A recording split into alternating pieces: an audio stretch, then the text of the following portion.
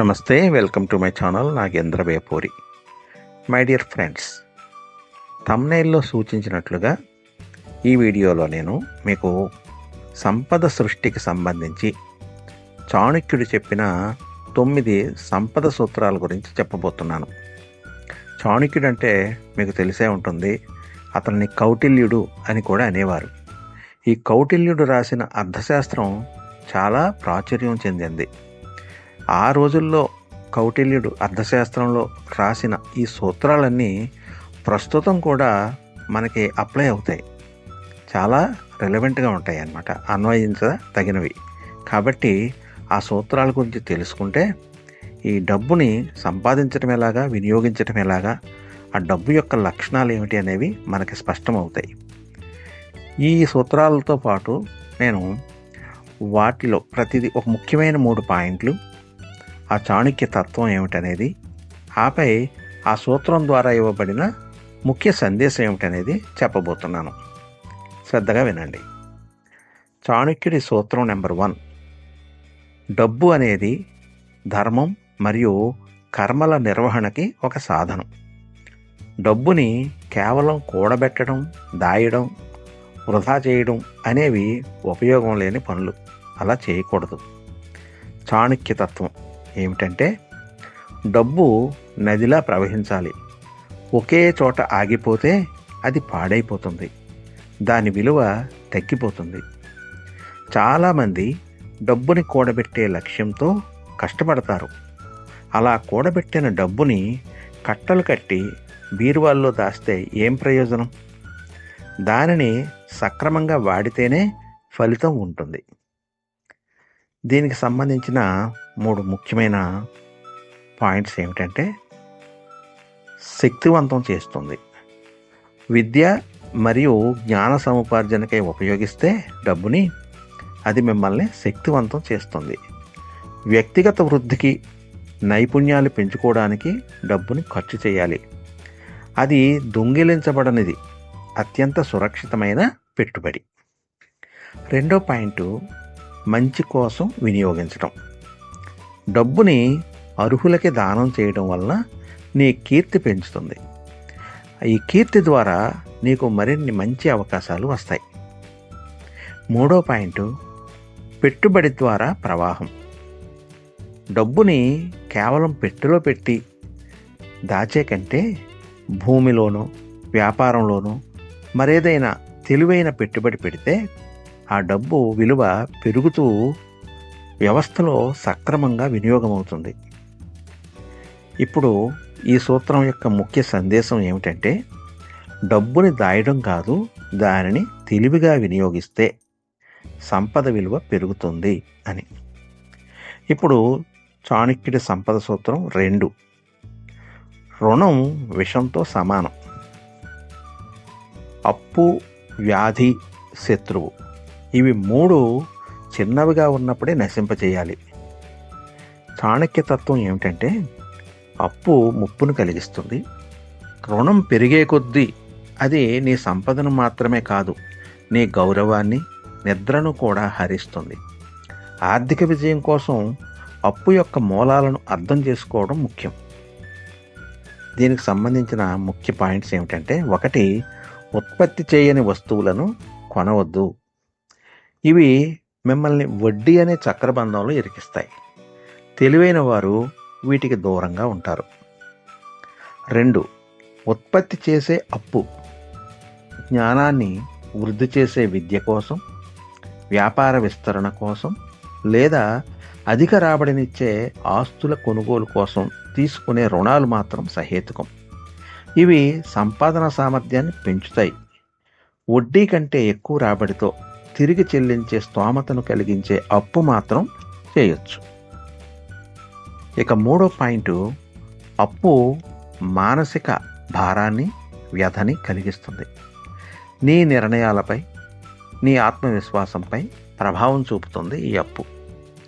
రుణభారంతో ఉండే వ్యక్తి స్వతంత్రంగా నిర్ణయాలు తీసుకోలేడు. అందుకే చాణక్యుడు ఆర్థిక స్వేచ్ఛ కోసం మొదటగా రుణ విముక్తుడవడం లక్ష్యంగా పెట్టుకోమన్నాడు. ఈ సూత్రం యొక్క ముఖ్య సందేశం, అప్పును పూర్తిగా తొలగించండి. మీకు డబ్బు అవసరం ఉంటే ముందుగా మీ తెలివిని, శక్తిని పెంచుకోండి, అప్పును కాదు. ఓకే. ఇప్పుడు చాణక్యుడి సంపద సూత్రం 3 ఏమిటంటే ఆదాయాన్ని 4 భాగాలుగా విభజించే సూత్రం. చాణక్యుడు కేవలం పొదుపు చేయడమే కాదు, దానిని ఎలా విభజించాలో కూడా చెప్పాడు. ఒక రాజు తన సంపదని 4 భాగాలుగా విభజించాలి అన్నాడు. అలాగే ప్రతి వ్యక్తి తన వ్యక్తిగత ఆదాయానికి అన్వయించుకోవచ్చు ఈ సూత్రాన్ని. చాణక్య తత్వం ఏమిటంటే ఆపదకాలం కోసం డబ్బుని దాచిపెట్టు, అది నీ భవిష్యత్తుకి రక్షణ కవచం. మీరు సంపాదించిన ప్రతి 100 రూపాయలని ఈ క్రింది విధంగా విభజించాలి. అది నెంబర్ 1, వినియోగం, అవసరాల కోసం 50%. అంటే రోజువారీ అవసరాలు, ఇంటి అద్దె, ఆహారం లాంటి అనివార్య ఖర్చులకి వినియోగించాలి. ఇది నీ జీవితం సాఫీగా సాగటానికి అవసరమైన విషయాలు. ఇక రెండవది పొదుపు, కోశాగారం 25%. అంటే భవిష్యత్తు కోసం, అనుకోని ఆపదల నుంచి గట్టెక్కడం కోసం వినియోగించదగిన మొత్తం ఈ 25%. చాణక్యుడు దీనిని మొదటి ఖర్చుగా పరిగణించి పక్కన పెట్టమన్నాడు. మీరు కూడా జీతం రాగానే 25% పక్కన పెట్టాలి. మూడవది పెట్టుబడి, వృద్ధి. దీనికి 15%, అంటే 15%. వ్యాపారంలో కానీ, భూమిలో కానీ, బంగారంలో కానీ తదితర దీర్ఘకాలిక వృద్ధి కోసం పెట్టుబడి పెడితే మీ సంపద వృద్ధి చెందుతూ ఉంది. అంతేగాని డబ్బుని డబ్బులాగే ఉంచేస్తే పెట్టులో పెట్టి దానివల్ల ఏ విధమైన ప్రయోజనం ఉండదు. 4వ పాయింట్ అత్యవసరం, అంటే దానం 10% పెట్టుకోమన్నాడు, అంటే 10%.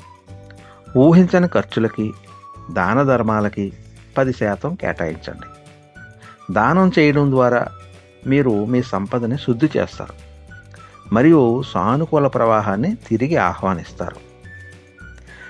ఈ సూత్రం యొక్క ముఖ్య సందేశం ఏమిటంటే డబ్బుని ప్రణాళికతో విభజించడం ద్వారా ఆర్థిక స్థిరత్వాన్ని, వృద్ధిని ఏకకాలంలో సాధించగలుగుతారు. ఇప్పుడు చాణక్యుని సంపద సూత్రం 4వది, సమయం యొక్క విలువ అమూల్యం. ఈ విషయం తెలుసుకోవాలి అందరూ. డబ్బు కంటే సమయానికి ఎక్కువ విలువ ఇవ్వాలని చాణక్యుడు చెప్పాడు. డబ్బును పోగొట్టుకుంటే తిరిగి సంపాదించవచ్చు, కానీ సమయాన్ని పోగొట్టుకుంటే తిరిగి పొందలేం. ఇది అందరికీ తెలిసిన సత్యం. చాణక్య తత్వం ఏమిటంటే క్షణాన్ని కోల్పోయినవాడు, కాలాన్ని వృధా చేసినవాడు తన జీవితంలో అత్యంత విలువైన వనరుని పోగొట్టుకున్నట్లే. ఆర్థిక విజయంలో సమయ నిర్వహణ అత్యంత కీలక పాత్ర పోషిస్తుంది. ఇప్పుడు కూడా మనం చెప్పుకుంటాం కదా, time management. Time is very very precious. దీనికి సంబంధించిన పాయింట్స్ ఏమిటంటే 1, ఆలస్యం వల్ల కలిగే నష్టం. సరి అయిన సమయంలో సరి అయిన విధంగా పెట్టుబడి పెట్టకపోవడం వల్ల మీరు లాభాలు పొంది సంపదను పెంపొందించే అవకాశాన్ని కోల్పోతారు. చాణక్యుడు ఆలస్యాన్ని పేదరికానికి మొదటి మెట్టుగా చూశాడు. నిజమే కదా. సరి అయిన సమయం అంటే మీరు ఎప్పుడైనా కొన్ని ఏళ్ల క్రితం బంగారంలో పెట్టుబడి పెట్టారనుకోండి, అప్పుడు 10,000 20,000 ఉండేది తులం. ఇప్పుడు ఎంతవరకు పెరిగిపోయిందో మీకు తెలుసు. అలాగే రియల్ ఎస్టేట్ భూములు ఒకప్పుడు కొనడం వల్ల ఇప్పుడు వాళ్ళంతా సంపన్నులుగా అయిపోయారు, కోటీశ్వర్లు అయిపోయారు. ఇదే పాయింట్. 2వ పాయింట్ ఏమిటంటే సమయాన్ని వివేకంతో ఖర్చు చేయడం. గొప్ప వ్యక్తులు తమ విలువైన సమయాన్ని వినోదాలకు లేదా సరదాల కోసం వినియోగించరు, కాలక్షేపం కబుర్ల కోసం వినియోగించరు. వారంతా తమ సమయాన్ని జ్ఞానాన్ని, నైపుణ్యాలని అభివృద్ధి చేసుకోవడానికి, తమ లక్ష్యాలను సాధించేందుకు మాత్రమే వినియోగిస్తారు. అంటే మనం ఏ పని చేస్తున్నా ఆ సమయం ఎలా వినియోగిస్తున్నాం అనేది చాలా ముఖ్యమైన మాట. అల్పకార్యాల కోసం, అనవసర విషయాల కోసం మనం సమయాన్ని వెచ్చిస్తే మన జీవితకాలంలో అమూల్యమైన వనరుని కోల్పోతున్నామని. మూడో పాయింటు సమయం పెట్టుబడి. మీ సమయాన్ని సరి అయిన వ్యవస్థను నిర్మించడం కోసం వినియోగించండి. ఆ వ్యవస్థ మీకు డబ్బును సంపాదిస్తుంది. ఇదే దీర్ఘకాలిక ఆర్థిక స్వేచ్ఛ యొక్క రహస్యం. ఈ సూత్రం యొక్క ముఖ్య సందేశం ఏమిటంటే, సమయాన్ని గౌరవించండి. అది మీ సంపాదన సామర్థ్యాన్ని పెంచే అత్యంత శక్తివంతమైన పెట్టుబడి. ఇక చాణక్యుని సంపద సూత్రం 5 ఏమిటంటే, మిత్రులను శత్రువులను గుర్తించండి. రాజకీయంలో మిత్రులను శత్రువులను గుర్తించడం ఎంత ముఖ్యమో ఆర్థిక జీవితంలో కూడా అంతే ముఖ్యం. మీ ఆర్థిక విజయానికి సహకరించే అంశాలు మిత్రులు, నష్టం కలిగించే అంశాలు శత్రువులు. చాణక్యతత్వం ఏమిటంటే, మీ శత్రువుల బలహీనతలను తెలుసుకోండి. అప్పుడే మీరు విజయం సాధించగలరు. ఆర్థిక శత్రువులు ఎవరంటే, ముందు మీ ఆర్థిక శత్రువులను గుర్తించాలంటే అవి ఎవరో కాదు, అనవసరం ఖర్చులు. అంటే ప్రదర్శన కోసం, ఇతరులను ఆకట్టుకోవడం కోసం, ఆడంబరాలు ప్రదర్శించడం కోసం ఆర్భాటంగా చేసే ఖర్చులు ఉంటాయి కదా, అవే మీ ఆర్థిక శత్రువులు. ఇంకా చెడు అలవాట్లు, జోదం, మద్యపానం, వ్యభిచారం, ఇటువంటివి దుర్వ్యసనాలు ఏవైతే ఉన్నాయో అవి మీ కోశాగారాన్ని త్వరగా ఖాళీ చేసేస్తుంటాయి. ఇది మీకు తెలిసిన సత్యమే కదా. అలాగే జ్ఞానం లేని పెట్టుబడి, అంటే సరి అయిన పరిశోధన చేయకుండానే పెట్టుబడులు పెట్టడం అనేది కూడా మీ యొక్క శత్రువుతో సమానం. పూర్తి పరిజ్ఞానాన్ని ఏర్పరచుకున్న తర్వాత మాత్రమే పెట్టుబడి పెట్టాలి. ఉదాహరణకు షేర్ మార్కెట్లో ఎంతోమంది తెలియని తరంతో పెట్టుబడులు పెట్టి డబ్బు పోగొట్టుకుంటున్నారు కదా. అలాగే కొన్ని విషయాల్లో అనవసరమైన పెట్టుబడులు పెట్టడం వల్ల కూడా నష్టం కలుగుతుంది. ఇది మనకు శత్రువుతో సమానం. ఇక ఆర్థిక మిత్రులు ఎవరు అంటే, అవి పొదుపు, పెట్టుబడి అలవాటు, ఆర్థిక జ్ఞానం మరియు నైపుణ్యాలు, విశ్వసనీయమైన భాగస్వాములు మరియు సలహాదారులు. ఇవన్నీ కూడా మనకి ఆర్థిక మిత్రుల కింద ట్రీట్ చేయవలసిన విషయాలు. గొప్ప వ్యక్తులు తమ అంతర్గత శత్రువులైన అనవసర వ్యయాలు, సోమరితనం అణిచివేయడానికి ముందుగా కృషి చేస్తారు. ఆ తరువాత బయటి శత్రువులైన పోటీదారులు, మార్కెట్ నష్టాలు మొదలైన వాటిపై దృష్టి పెడతారట. ఈ సూత్రం యొక్క ముఖ్య సందేశం ఏమిటంటే, మీ డబ్బును ఎక్కడ కోల్పోతున్నారో గుర్తుంచుకోండి. మీ ఆర్థిక శత్రువులను నాశనం చేయడంలో ఏ మాత్రం కనికరం చూపవద్దు. ఇక చాణక్యుని సంపద సూత్రం 6 ఏమిటంటే, ధర్మబద్ధంగా సంపాదించడం. తొందరగా సంపాదించిన డబ్బు నిలవదని, అది త్వరగా నశించిపోతుందని చాణక్యుడు చెప్పాడు. దీర్ఘకాలిక సంపద ఎప్పుడూ ధర్మబద్ధమైన మార్గంలోనే వస్తుంది. చాణక్య తత్వం ఏమిటంటే, అన్యాయంగా సంపాదించిన ధనం సూర్యుడు అస్తమించినంత వేగంగా నశించిపోతుందట.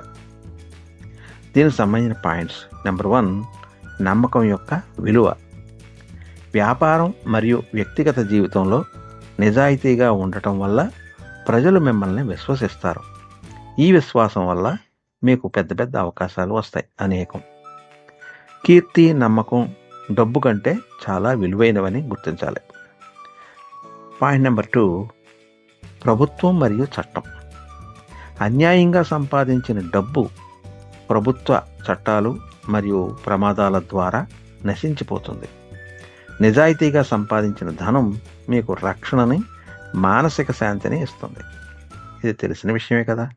లంచాలు తీసుకునే వాళ్ళని, బ్లాక్ మనీ విపరీతంగా సంపాదించే వాళ్ళని ఏసీబీ వాళ్ళు వచ్చి రైడ్ చేసి పట్టుకోవడం, ఇన్కమ్ ట్యాక్స్ వాళ్ళు రైడ్ చేసి పట్టుకోవడం, అవన్నింటినీ సీజ్ చేసేయటం.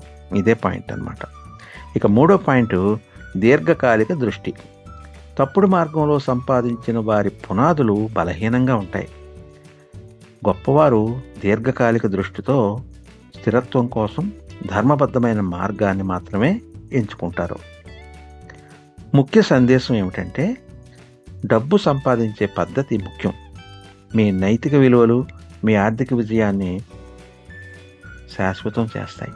కాబట్టి నీతిగా సంపాదించిన డబ్బుకే విలువ ఉంటుంది, మనకి శాంతి కలుగుతుంది, ఆనందం కలుగుతుంది. ఇప్పుడు చాణక్యుని సంపద సూత్రం 7. వినయం నీకు గొప్ప సంపదనిచ్చే లక్షణం. డబ్బు వచ్చిన తర్వాత కొంతమందిలో అహంకారం వస్తుంది, కానీ చాణక్యుడు అహంకారంలో పతనాన్ని చూశాడు. చాణక్య తత్వం ఏంటంటే, అహంకారమున్న జ్ఞాని కూడా తన జ్ఞానాన్ని కోల్పోయిన మూర్ఖుడితో సమానం. దీనికి సంబంధించిన పాయింట్స్: 1, వినయం యొక్క శక్తి. గొప్ప వ్యక్తులు ఎప్పుడూ వినయంతో ఉంటారు. ఈ లక్షణమే వారిని తక్కువ స్థాయి వ్యక్తులతో సైతం కలిసిపోయేలా, వారి అనుభవం నుండి పాఠాలు నేర్చుకునేలా చేస్తాయి. తద్వారా వీరికి లాభం చేకూరుతుంది. పాయింట్ నెంబర్ 2, జ్ఞానం పట్ల దాహం. ఎంత సంపద వచ్చినా జ్ఞానం పట్ల దాహం ఆగకూడదు.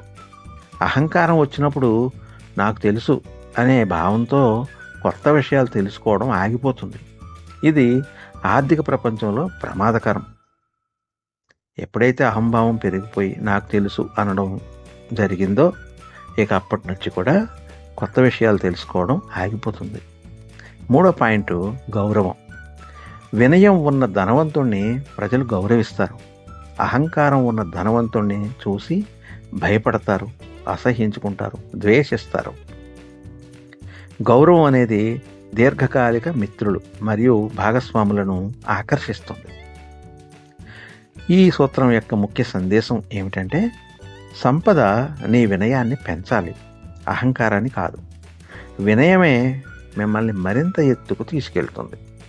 ఇది ఇప్పుడు చాణక్యుని సంపద సూత్రం 8 ఏమిటంటే, దాతృత్వం. చాణక్యుని బోధన ప్రకారం దానం చేయడం అనేది కేవలం పుణ్యం కోసం మాత్రమే కాదు, అది మీ సంపదను శుద్ధి చేసే ఓ ప్రక్రియ. చాణక్యతత్వం ఏమిటంటే, పంచిపెట్టని ధనం నిరుపయోగం, అది కదలని చెరువులోని నీటి వలె కుళ్ళిపోతుంది. దీనికి సంబంధించిన పాయింట్స్: 1, ధన ప్రవాహం. దానం చేయడం ద్వారా మీరు డబ్బు యొక్క ప్రవాహాన్ని కొనసాగిస్తున్నారు. ఈ ప్రవాహం తిరిగి మీ దగ్గరకే ఎక్కువగా వస్తుందని చాణక్యుడు చెప్పాడు. ఇదొక చక్రీయ ఆర్థిక వ్యవస్థ. నెంబర్ 2, నిస్వార్థ దానం. దానం చేసేటప్పుడు తిరిగి ఏమీ ఆశించకూడదు. మీరు స్వచ్ఛమైన భావంతో దానం చేసినప్పుడు మీ మనసులో లేమి అనే భావన తొలగిపోయి సమృద్ధి అనే భావన పెరుగుతుంది. ఈ భావనే మరింత సమృద్ధిని ఆకర్షిస్తుంది. పాయింట్ నెంబర్ 3, సామాజిక పెట్టుబడి. రాజులు ప్రజల సంక్షేమం కోసం ఖర్చు చేయాలని చెప్పాడు చాణక్యుడు.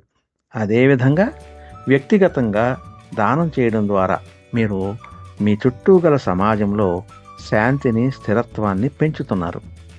ఇది మీ వ్యాపారం లేదా సంపదకి దీర్ఘకాలిక రక్షణనిస్తుంది. ఈ సూత్రం యొక్క ముఖ్య సందేశం ఏమిటంటే, దానం చేయడం ద్వారా మీరేమీ కోల్పోవడం లేదు, మీరు మరింత శక్తిని, స్థిరత్వాన్ని సాధిస్తున్నారు అని. ఇప్పుడు చివరిగా చాణక్యుడు చెప్పిన ఆర్థిక సూత్రం, ఈ సంపద సూత్రం ఏమిటంటే 9, ఆర్థిక స్వేచ్ఛ. చాణక్యుని బోధన ప్రకారం అంతిమ లక్ష్యం కేవలం ధనవంతుడు కావడం కాదు, ఆర్థిక స్వేచ్ఛను సాధించేలా. ఇది రాజుకి తన రాజ్యంపై గల పూర్తి నియంత్రణతో సమానం. చాణక్య తత్వం ఏమిటంటే, ఎప్పుడైతే మన కోరికల నుండి ఒక మనిషి స్వేచ్ఛను పొందుతాడో అప్పుడే అతను నిజమైన రాజు అవుతాడు. దీనికి సంబంధించిన పాయింట్స్: 1, కోరికలను నియంత్రించడం. డబ్బు గురించి చింతించే వ్యక్తి తన కోరికలకు బందీగా ఉంటాడు. గొప్ప వ్యక్తి డబ్బును తన కోరికలను తీర్చుకోవడానికి కాకుండా తన లక్ష్య సాధన కోసం ఉపయోగిస్తాడు. పాయింట్ నెంబర్ 2, స్వయం విశ్వాసం. అంటే ఆర్థిక స్వేచ్ఛ అంటే ఇతరులపై లేదా ప్రభుత్వంపై ఆధారపడకుండా జీవించడం. ఇది మీలో ఆత్మవిశ్వాసాన్ని, ధైర్యాన్ని పెంచుతుంది. ఈ ధైర్యమే గొప్ప నిర్ణయాలు తీసుకోవడానికి మూలం అవుతుంది.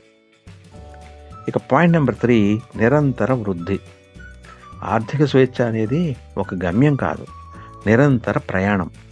ప్రతిరోజు నీ ఆదాయాన్ని పెంచుకోవడం, ఖర్చులను తగ్గించుకోవడం మరియు నీ జ్ఞానాన్ని పెంచుకోవడం ద్వారానే ఈ స్వేచ్ఛని కాపాడుకోవచ్చు అనేది. ఈ సూత్రం యొక్క ముఖ్య సందేశం ఏమిటంటే, ఎలా జీవితంలో అత్యున్నత లక్ష్యం, భయం, ఆందోళన లేని జీవితాన్ని గడపడం, డబ్బు ఈ స్వేచ్ఛకు ఒక మార్గం మాత్రమే అని చెప్పడం. ఇది గమ్యం కాదు. ఇక ముగింపు ఏమిటంటే, గొప్ప వారసత్వం మరియు నీ చర్య. చాణక్యుడు కేవలం రాజులను ఎలా తయారు చేయాలో బోధించలేదు, ఒక గొప్ప వ్యక్తిత్వాన్ని, ఆర్థిక స్థిరత్వాన్ని ఎలా సాధించాలో బోధించాడు. మీరు ఈ 9 పాఠాలని మీ జీవితంలో పాటిస్తే మీరు తప్పకుండా గొప్ప వ్యక్తులుగాను, గౌరవనీయులుగాను మారుతారు. ఈ ఆర్థిక జీవితాన్ని నియంత్రించే శక్తి మీ చేతుల్లోనే ఉంటుంది. ముగించే ముందుగా ఈ 9 సూత్రాల్ని మరొక్కసారి మననం చేసుకుందాం క్లుప్తంగా. సూత్రం నెంబర్ 1, డబ్బు అనేది ధర్మం మరియు కర్మల నిర్వహణకి సాధనం. సూత్రం నెంబర్ 2, రుణం విషంతో సమానం, అప్పుతో ముప్పు తప్పదు. సూత్రం నెంబర్ 3, ఆదాయం 4 భాగాల విభజన సూత్రం. సూత్రం నెంబర్ 4, సమయం విలువ అమూల్యం, వృధా చేయొద్దు. సూత్రం నెంబర్ 5, మిత్రులను శత్రువులను గుర్తించండి. సూత్రం నెంబర్ 6, ధర్మబద్ధంగా సంపాదించాలి.